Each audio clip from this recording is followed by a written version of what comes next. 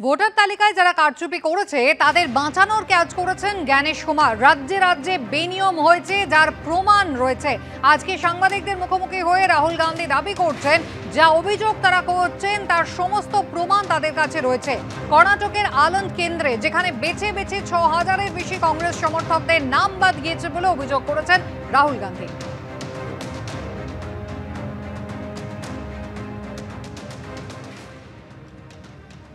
Chief election commission के बारे में मैंने बोला कि यह व्यक्ति वोट चोरों की रक्षा कर रहा है।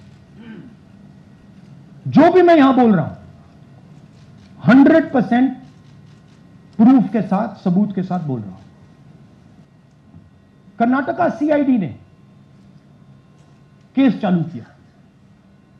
फरवरी 23 में इन्वेस्टिगेशन शुरू होती है। मार्च 23 में कर्नाटका सीआईडी चिट्ठी लिखती है ईसीआई को कि हमें सारे डिटेल्स दे दीजिए। अगस्त में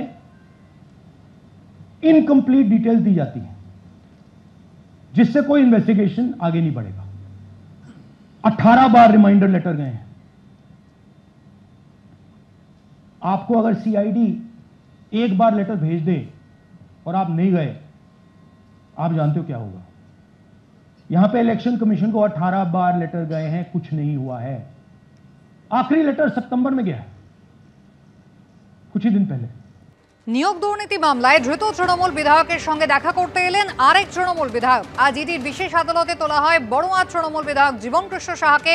তার সঙ্গে দেখা করলেন ভরতপুরের তৃণমূল বিধায়ক হুমায়ুন কবির। অন্যায় নিশ্চয়ই করেছে, তাই মোবাইল ছুঁড়ে ফেলে দিয়েছে, পালানো উচিত হয়নি, এমনটাই মত হুমায়ুন কবিরের। আমার কলিগ এমএলএ আমার ঠিক পাশের সিটে জীবনকৃষ্ণ সাহা দোস্ত এখনো প্রমাণিত হয়নি। কাজেই আমি আমার সহকারী কলিগ হিসাবে আগের দিনই আসার কথা ছিল 12 তারিখে, তো আমি বিশেষ কারণে জেলায় ছিলাম, আসতে পারিনি। একবার জাস্ট ওর সঙ্গে দেখা করতে এসেছি। আইনের পথে চলবে, সেখানে তো আমাদের কিছু করার নেই। যদি সে কোনো অপরাধ করে থাকে এখনো তো সেটা প্রমাণিত নয়।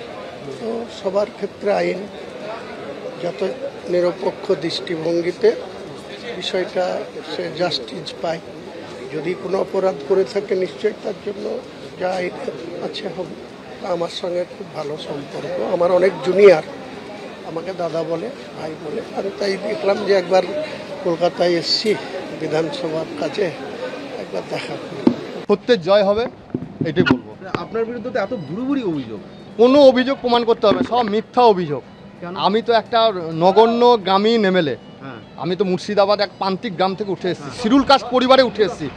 আমি এর থেকে আর কি বলবো। মোবাইল ফেলার কোনো গল্প নাই, মোবাইল সঙ্গে সঙ্গে ইডিকে অফিসারকে দিয়ে দিচ্ছে, কোনো কিচ্ছু নাই। নতুন মোবাইল তো 3 মাস আর 6 মাস আগে কেনা, না কোনো পালানো চেষ্টা। ওটা তো আমার বাড়ির মধ্যে, আমি পুকুরে দাঁড়িয়ে আছি। আমার সকাল 7:30টার সময় বাবা কোনো ভাবি না, বাবা আসে, বাবা আমার নিজের বাবার পর না, আপনার বিরুদ্ধে কেন বলছেন? কখনোই বলতে পারে না। না সেটা বলতে হয়তো ভয়ে বলেছে। আপনার স্ত্রী আপনার সবার নামে সম্পত্তি সেটা পরীক্ষা করুক, কোনো কিছু না। যা আছে, যেটা সিবিআই অ্যারেস্ট করেছিল সেই সময়তেই আছে, এখন আছে, কোনো নতুন করে কিছু না। না এরকম কোনো গল্প না, প্রমাণ করুক, আমি চ্যালেঞ্জ করছি। ব্যবসার সাথে জড়িত নন? না, ব্যবসার সঙ্গে জড়িত।